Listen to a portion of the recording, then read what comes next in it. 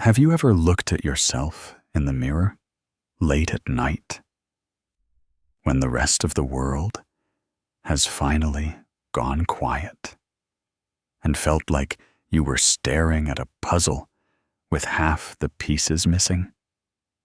We spend so much of our lives running on high gear, trying to put together a complete, polished story to present to everyone around us. We dress up our lives in neat answers, curated smiles, and carefully steady voices.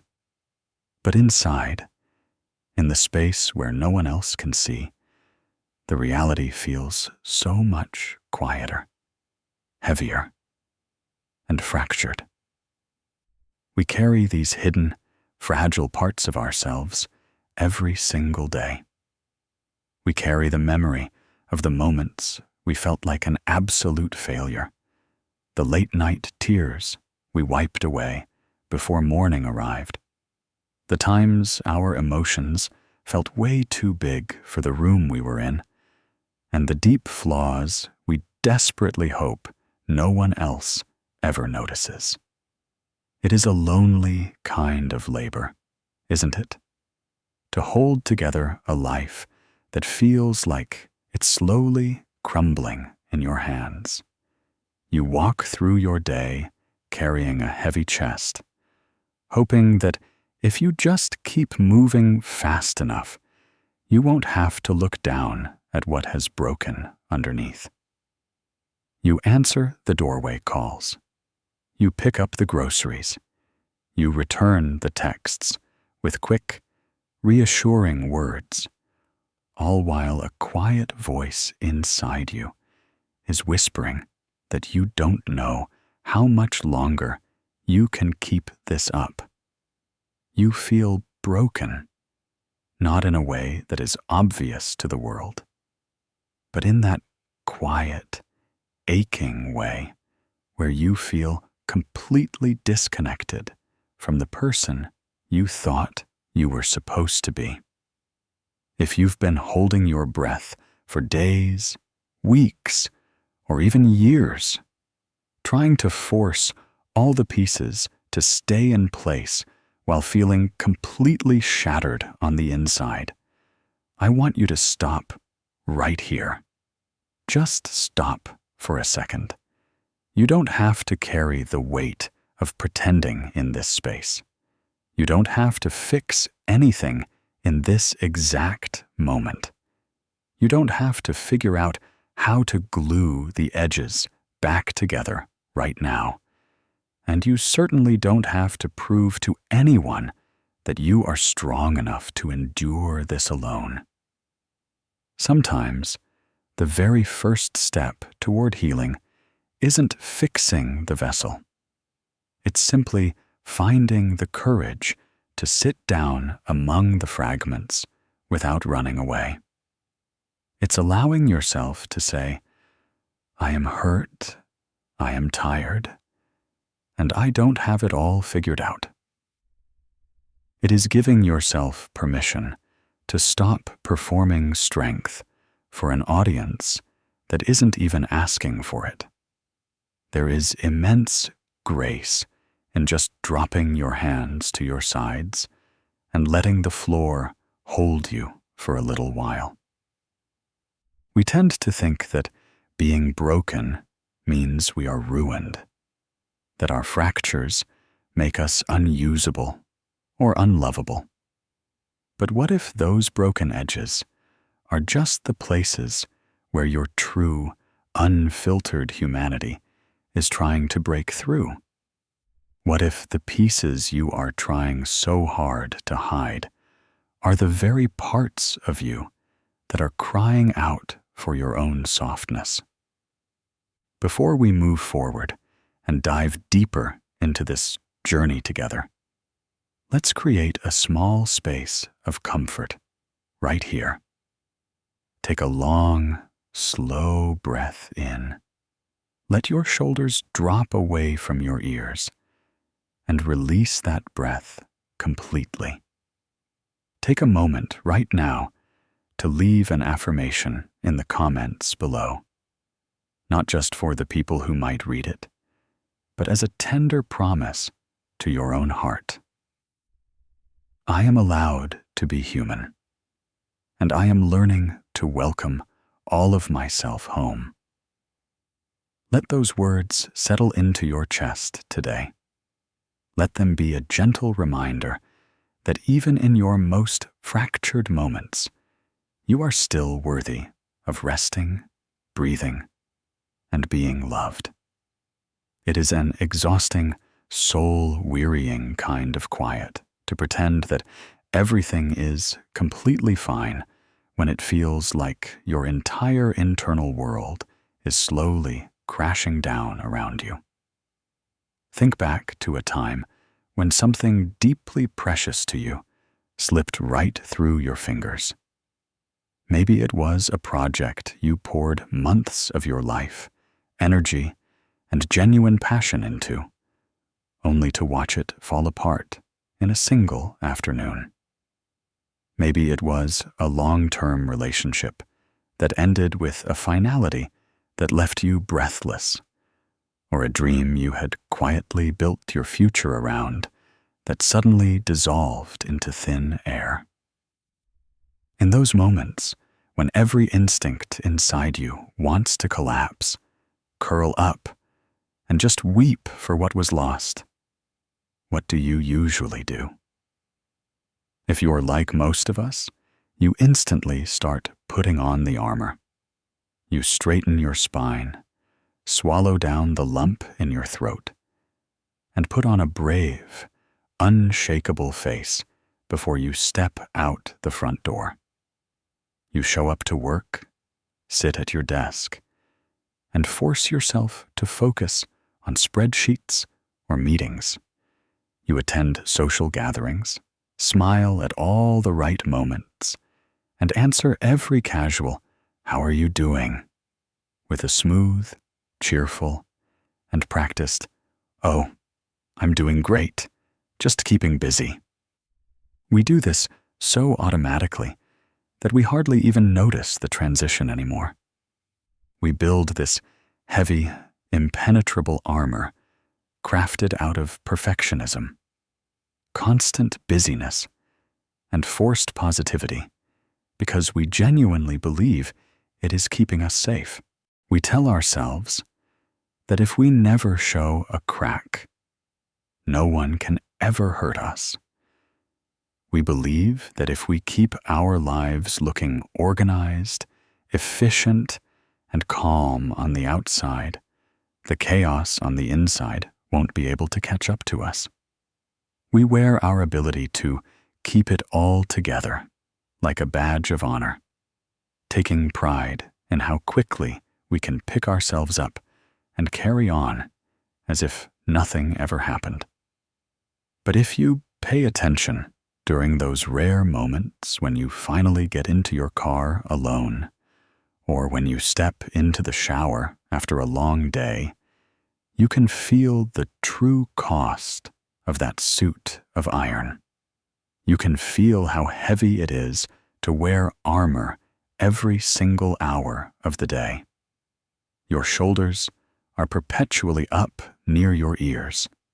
Your breathing is shallow, and your mind is constantly on guard, making sure that not a single drop of your real pain leaks through the cracks. The heartbreaking truth about building such strong, thick walls around yourself is that armor doesn't just keep other people out. It traps all your pain, sorrow, and loneliness inside. It isolates you from the very comfort you are starving for. By refusing to let anyone see you struggle, you force yourself to carry the weight of your entire life completely alone. You become a prisoner of your own strength, terrified that if you drop your shield for even a second, everyone will see that you aren't actually made of stone.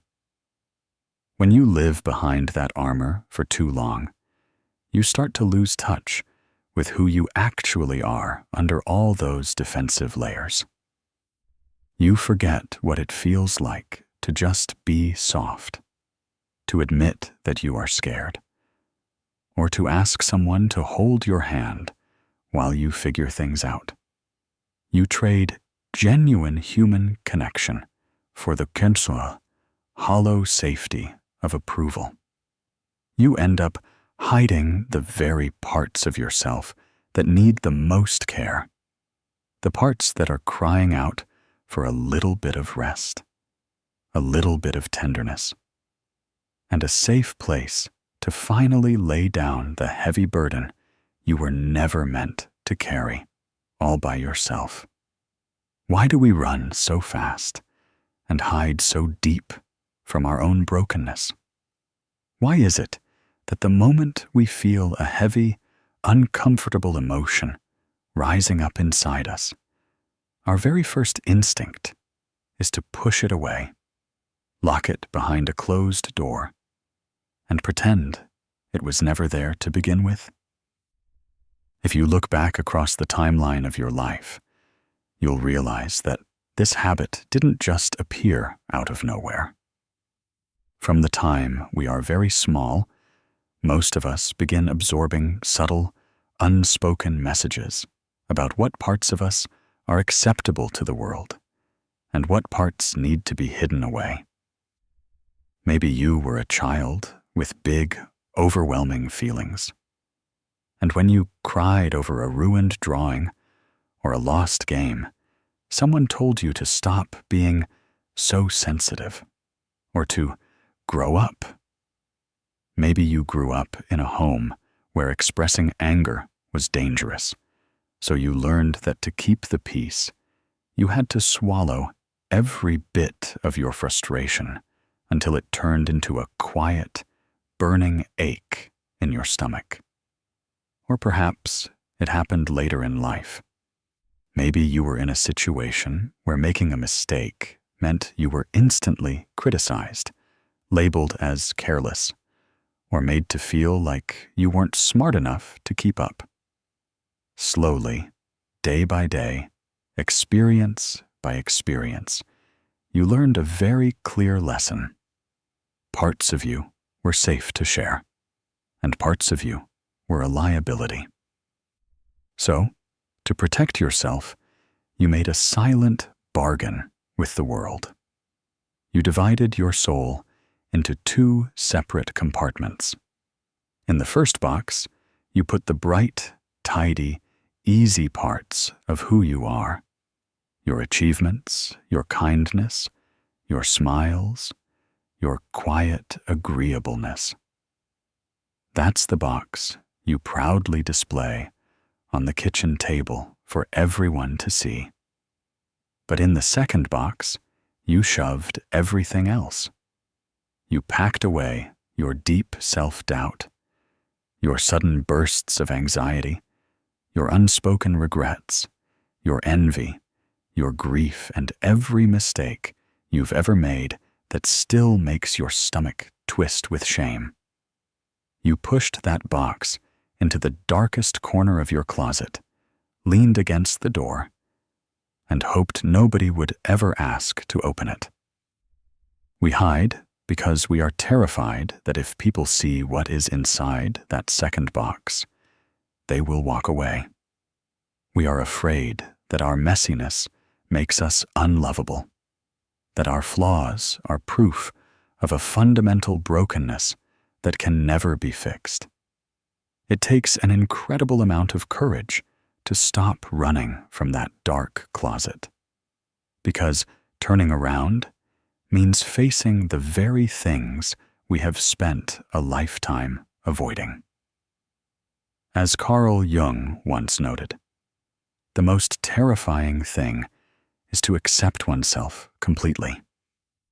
Read those words again and let them rest softly in your mind.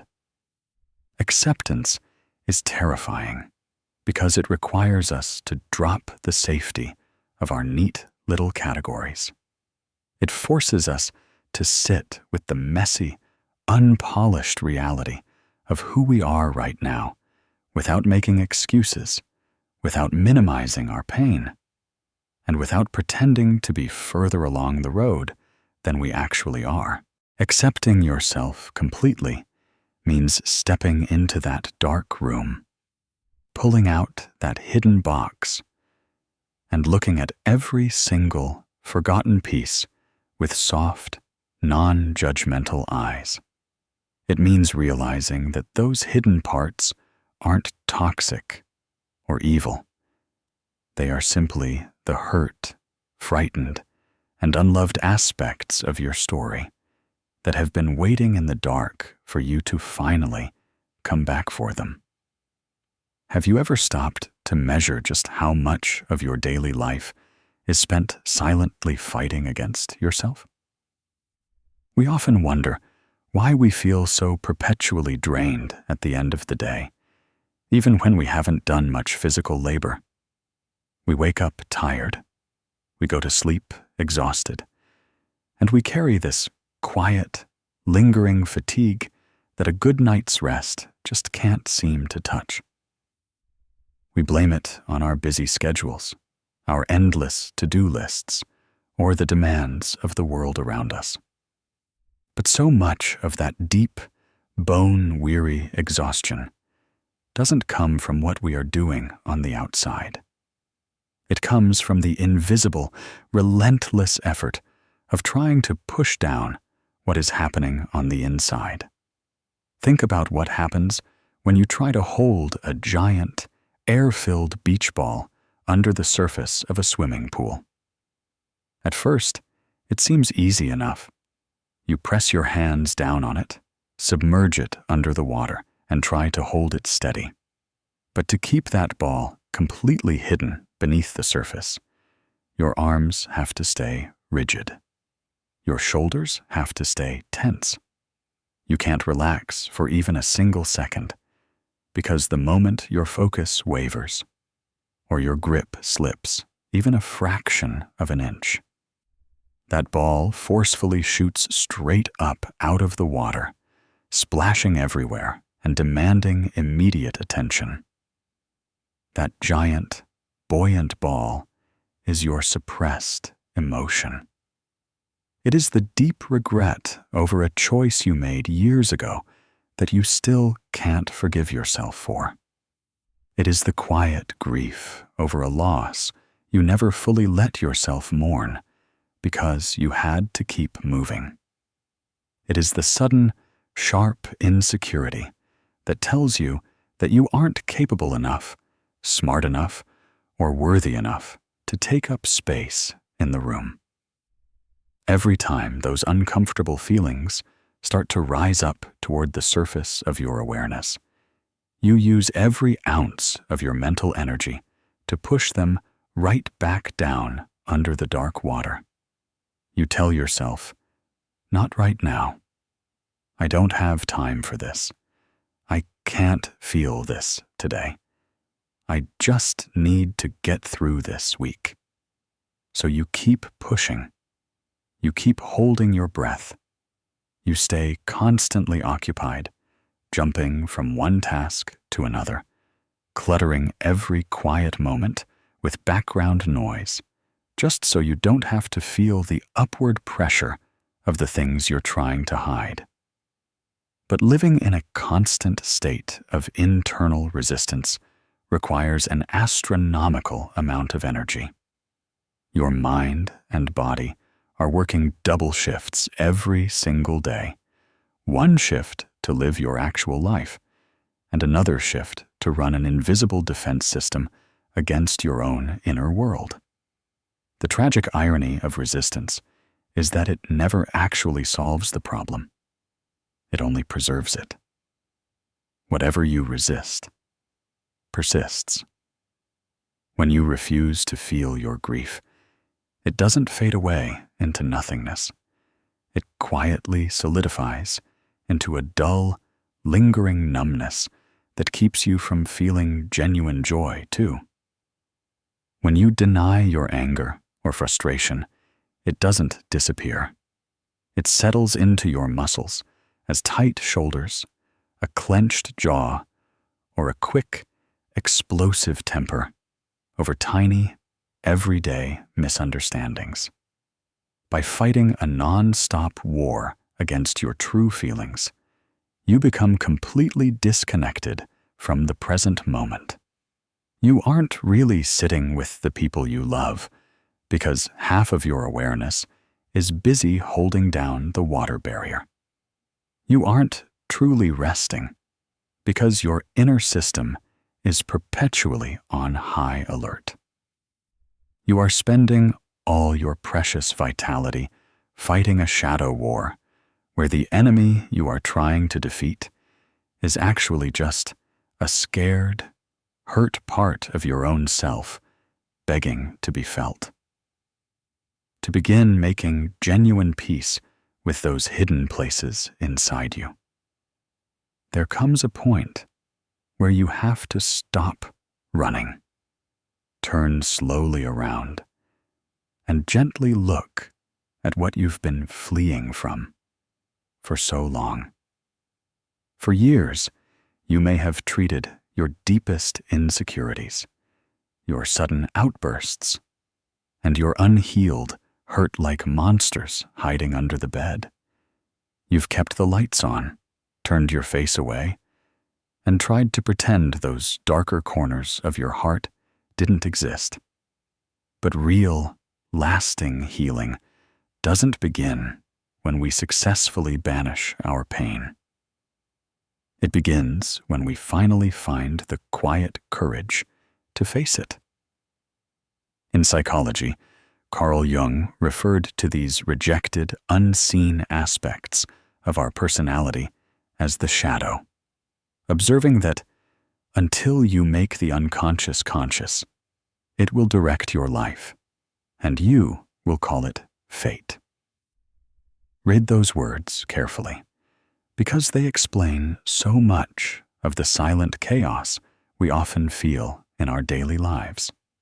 When you leave parts of yourself hidden in the dark, they don't just stay quietly tucked away.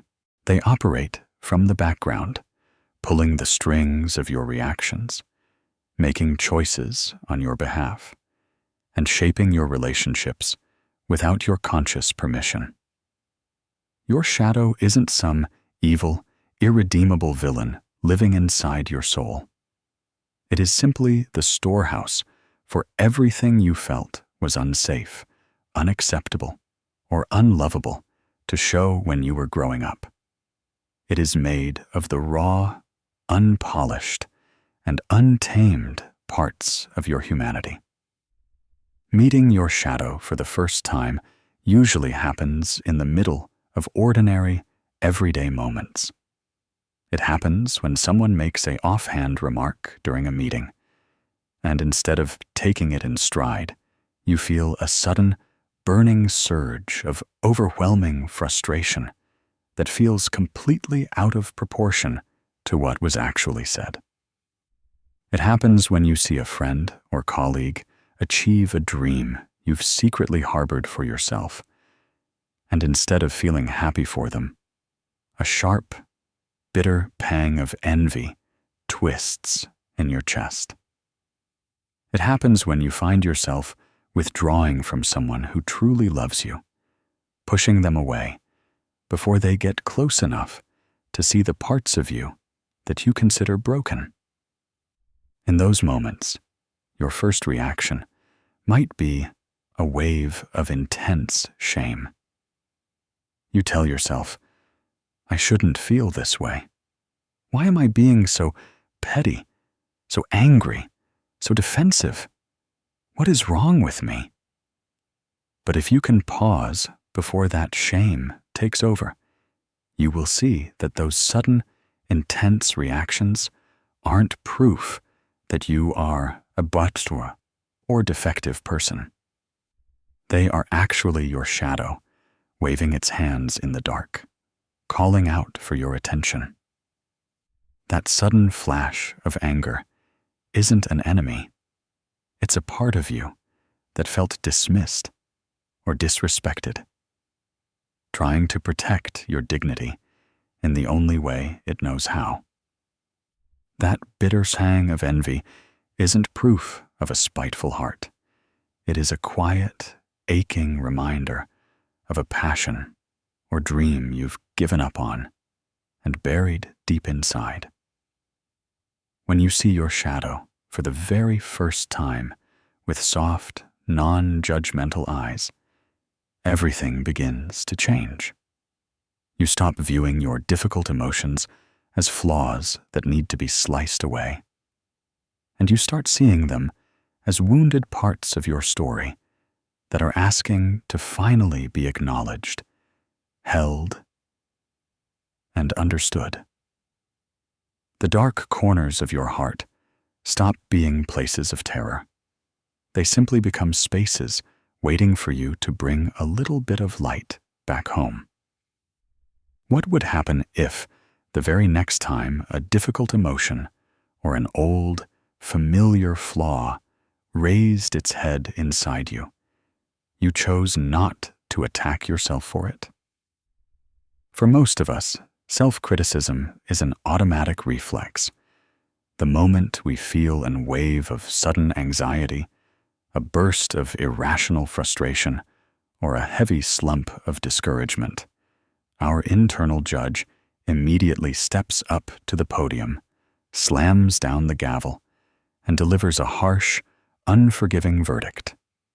We tell ourselves, "Why can't you ever just be normal? Why are you still struggling with this after all these years?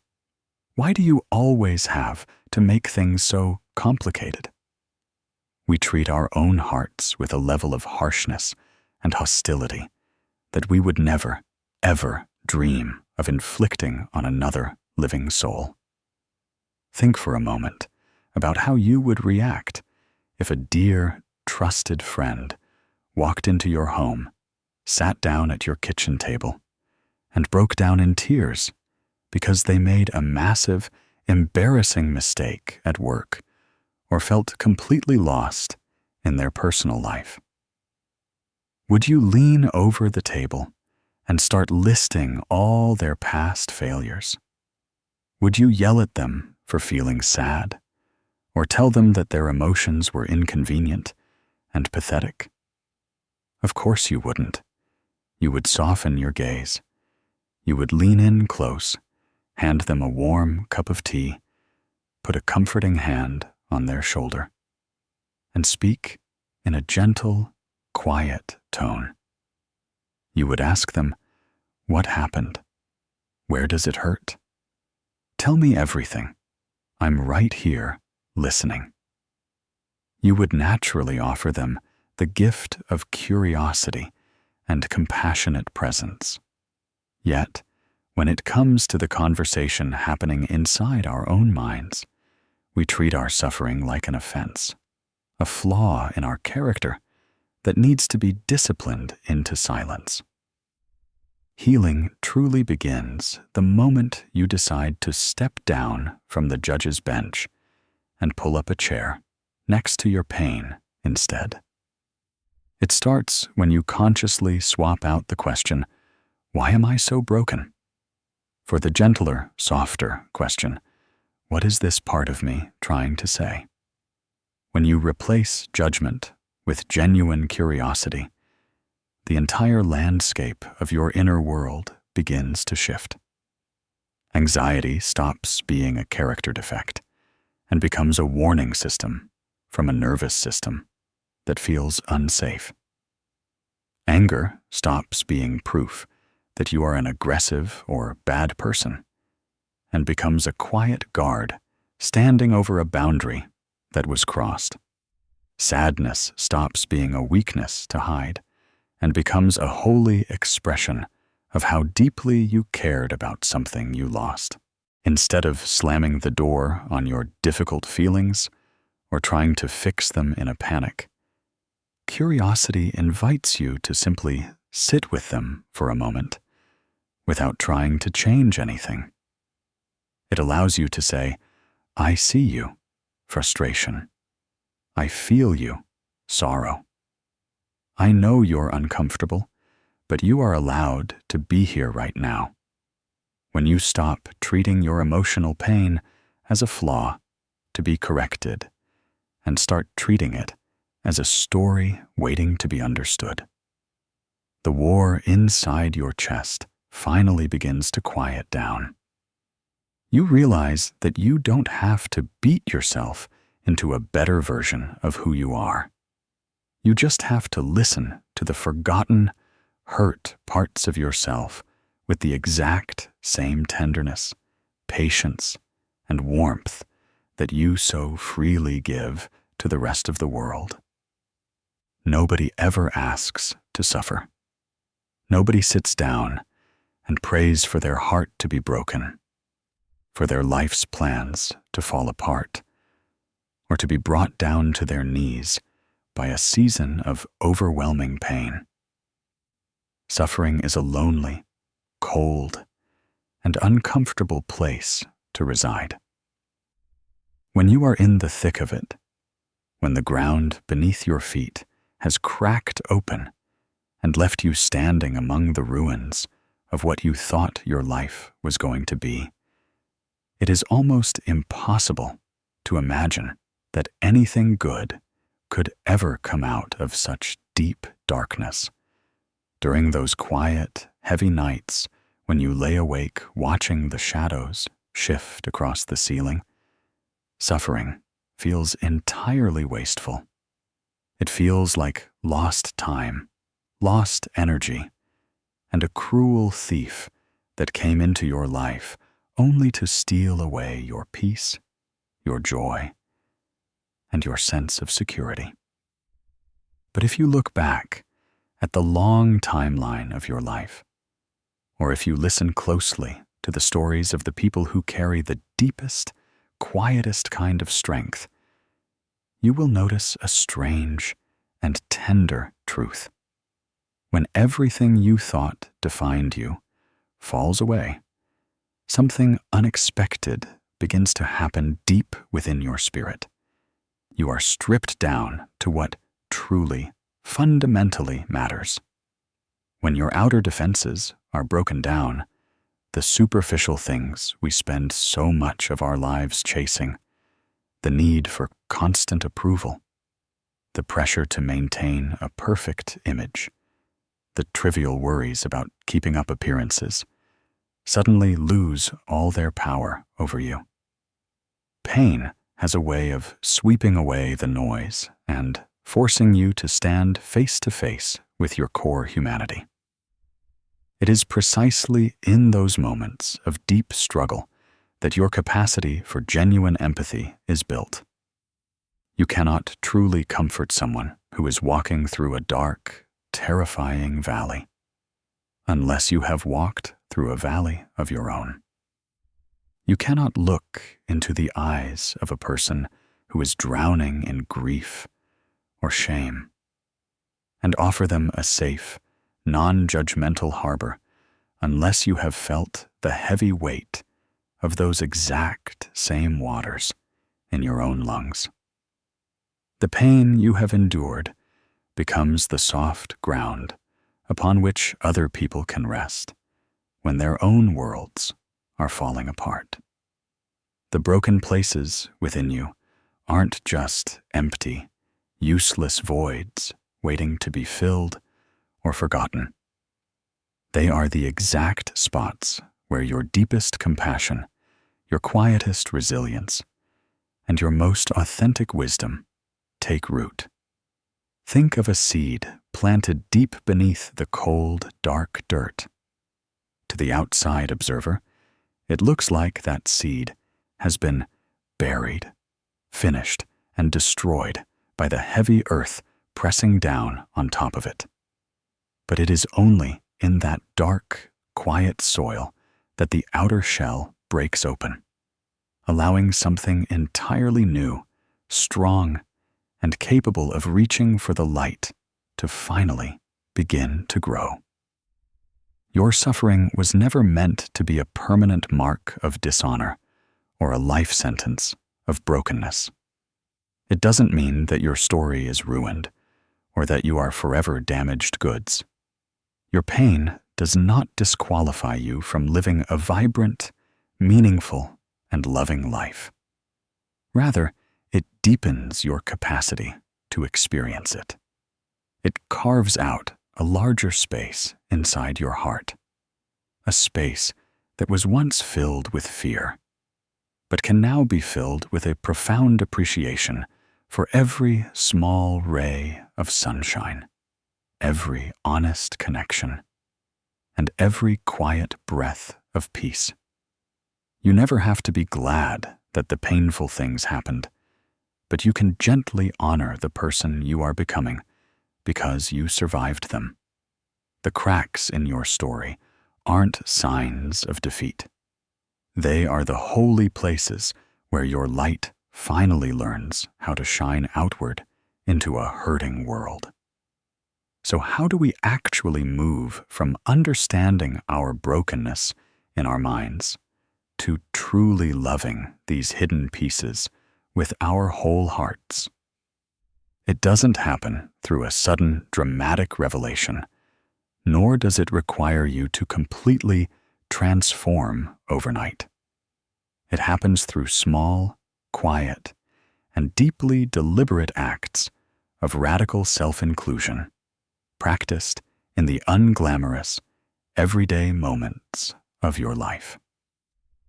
Radical self-inclusion means taking every single part of your story, the proud milestones you want to show everyone, alongside the embarrassing stumbles, the quiet fears, the sudden surges of anxiety, and the unresolved grief, and deciding that none of it gets left out in the cold anymore. It is the conscious choice to stop exiling parts of yourself just because they are messy, uncomfortable, or unfinished. Imagine what this looks like on an ordinary Tuesday evening. You come home after a long day, feeling a heavy, familiar fog of doubt settling over your heart. You feel lost about where your career is going, or you feel a deep, aching loneliness that makes your chest feel hollow. Your usual instinct might be to instantly numb that discomfort, to pick up your phone, endlessly scroll through social media, turn on the television, or search for any quick distraction that keeps you from having to sit with your own uneasy presence. Practicing radical self-inclusion looks like gently setting the phone down instead.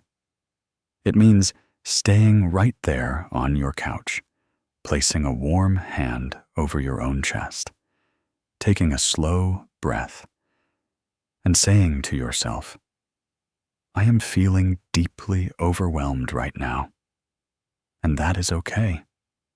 I don't have to fix this feeling this very second. I am allowed to just feel lost for a little while. It means that when you catch yourself reacting with jealousy, or when you notice your own insecurity flaring up during a conversation, you don't instantly punish yourself with internal insults. You don't say, "Look at you being so pathetic again." Instead, you take a soft breath and whisper, I see you. Hurt part of me. You're feeling scared that you aren't enough, but I'm not going to leave you behind because of it. Loving yourself isn't about feeling radiant, confident, and happy every single second of the day. That is a false, impossible standard that only creates more shame when we inevitably fall short. True self-love is far more realistic and far more merciful. It is about extending a warm, unconditional invitation to every single aspect of your inner life, letting them all sit down at the very same table together. You invite the strong, capable version of yourself that handles responsibilities with ease. But you also save a seat for the tired, frightened kid inside you who just wants to cry. You make room for your ambition, but you also make room for your deep need to rest without feeling guilty. You allow your hope to sit right next to your doubt, without forcing either of them to leave the room. When you practice this kind of radical inclusion, you stop treating yourself like a home divided against itself. You no longer have to constantly filter your own thoughts, hide your genuine reactions, or monitor your vulnerabilities out of fear of your own harsh inner critic. You create a quiet, safe sanctuary within your own mind. A sanctuary where every broken fragment, every awkward hesitation, and every tender scar is finally welcomed back home with open arms, knowing that they belong to your complete story, and that none of them diminish your inherent worth.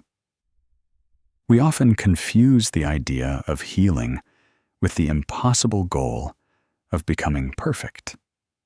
We quietly convince ourselves that one day, if we just do enough work on ourselves, read enough books, or process enough old wounds, we will finally reach a magical destination where we never feel insecure, anxious, or hurt ever again.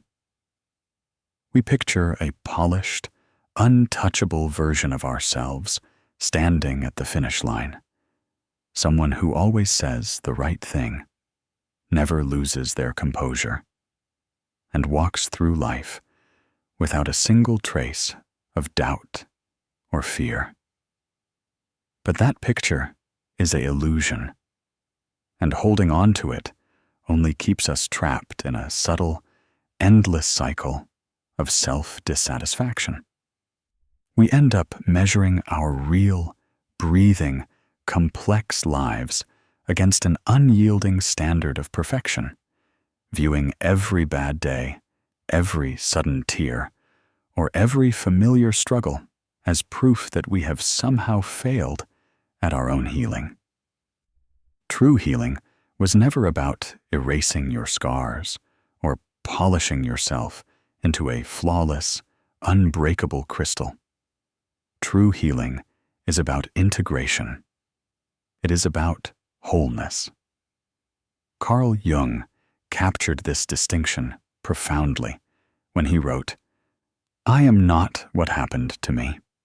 I am what I choose to become." Let that truth settle deep into your spirit. What happened to you, the heavy things you carried, the moments you fell down, and the ways you were hurt, those are chapters in your story, but they are not the author of your future. Choosing what you become doesn't mean deleting those past chapters or pretending they never existed. It means taking the pen back into your own hands and choosing to include every single page of your life into a larger, deeper, and far more meaningful narrative. You do not need to assemble a flawless life or fix every single one of your insecurities to be worthy of love, peace, and belonging right now, in this very second. You don't have to wait until you are fully healed to start living, loving, and trusting yourself.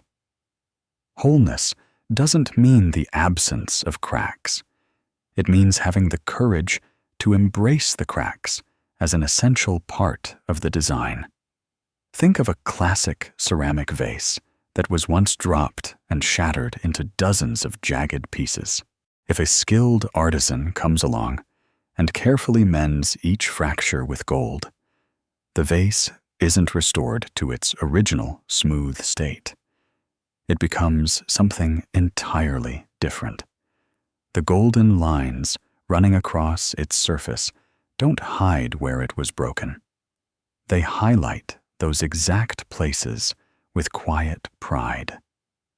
The mended vase carries a history, a rich texture, and a unique, breathtaking story that a factory-new, untouched object could never possibly possess. That is what wholeness looks like in a human being. Your jagged edges, your quiet scars, your soft places, and your hard-won lessons are the golden lines running through your spirit. They show where you were tested, where you cracked open, and where you found the quiet strength to keep going anyway. Your journey was never about fixing what was broken, because at your absolute core, you were never truly ruined to begin with. You were simply a human being living through a human life, learning, feeling, and surviving the best way you knew how. When you let go of the exhausting demand to be perfect, you finally give yourself room to breathe. You realize that you can be messy and magnificent at the exact same time, and that your true beauty has always lived within your complete, unbroken wholeness. As you step forward from this quiet moment, remember that self-discovery and deep inner healing are not a high-speed race with a shiny finish line waiting at the end. It is not an intense performance where you have to prove to anyone how quickly you can recover, nor is it a strict checklist of personal goals to tick off. It is a slow, gentle, and lifelong homecoming. For so much of your life, you may have been living like a traveler, stranded far away from home, constantly looking over your shoulder, seeking validation from strangers, asking others for directions to a place only you can find, and searching outside of yourself for a sense of safety that was meant to be built within your own heart.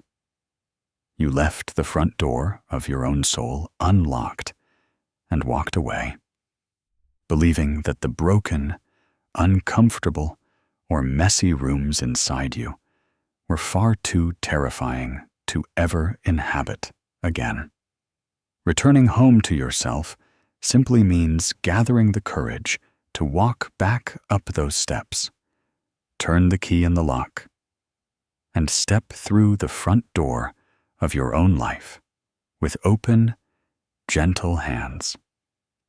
Every single time you choose kindness over a sharp, biting thought of self-criticism, you are taking a step back toward that doorstep. Every time you allow yourself to cry without feeling ashamed of your tears. Every time you pause to breathe deeply through a wave of sudden anxiety. And every time you look at a mistake you made and choose to offer yourself understanding instead of punishment, you are taking another step inside. You are turning the lights back on in the rooms you used to lock away. The pieces of yourself that you have tried so hard to hide in the shadows, the old insecurities, the lingering grief, the quiet fears, and the messy flaws, are not useless debris to be swept out into the street. They are not evidence that you are fundamentally damaged or unfit for love. They are simply the lost, frightened, and forgotten parts of your own heart that have been standing out in the cold rain for years, waiting for you to finally notice them and invite them inside to sit by the fire. You do not have to wait until you are completely untangled, perfectly calm, or entirely free of self-doubt to feel worthy of your own affection. You don't have to earn the right to exist peacefully within your own skin. You are allowed to be a fragile work in progress and a complete, breathtaking masterpiece, all at the exact same time. You can carry an unfinished story in your hands while still honoring how far you have already walked to get to this point. So, as you move back into the rush of your daily routine, into the noise, the responsibilities, the quiet mornings, and the busy afternoons, carry this gentle truth close to your chest. When the world demands that you put your armor back on, or when old habits of self-judgment try to pull you into the dark, remember that you always have a safe harbor waiting right here within yourself. Take a long, deep breath in right now. Feel your lungs expand. Feel the steady, rhythmic beat of your heart against your ribs. And let your shoulders finally drop away from your ears. Release that breath with a soft, quiet sigh. Let go of the heavy pressure to be anything other than who you are in this very second. Step gently into your day. Hold your own hand through every rise and fall, and welcome every single piece of yourself back home. If you have stayed with this journey all the way to this final moment, I want you to acknowledge something profound before you close this tab.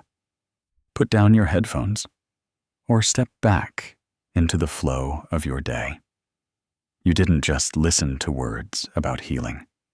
You chose to sit with yourself in a world that constantly demands that we move faster, consume more, and distract ourselves from every uncomfortable feeling. Taking the time to turn inward is a quiet act of courage. It means you decided that your inner life was worth listening to, that your pain was worth understanding, and that the hidden pieces of who you are deserve more than just being pushed back into the dark. We often imagine that transformation is a single dramatic event, a sudden breakthrough where the sky opens up, the heavy weight instantly lifts, and we step out into the light, forever changed and completely free of doubt. But the reality of human life is much quieter, much softer, and far more cyclical. The work of loving the pieces of yourself you used to hide isn't something you finish in one sitting. It is not a test you pass or a destination where you unpack your bags and never have to deal with fear again. It is a daily, gentle practice of staying. Staying means that when old insecurities inevitably resurface 3 weeks from now during a stressful day at work, you don't throw your hands up in defeat and cry, "I thought I was past this." It means remembering that healing isn't a straight line that goes higher and higher without ever dropping back down. It is a spiral. When you encounter an old wound or a familiar insecurity, you aren't back at the beginning. You are simply visiting that same place from a higher, wiser, and far more compassionate level of your own heart. Think back to how you used to handle those heavy moments. Remember the sheer energy it took to brace yourself against your own feelings, to put on the heavy armor of forced positivity, or to hide behind an endless wall of busyness just so no one, not even yourself, could see where you were hurting.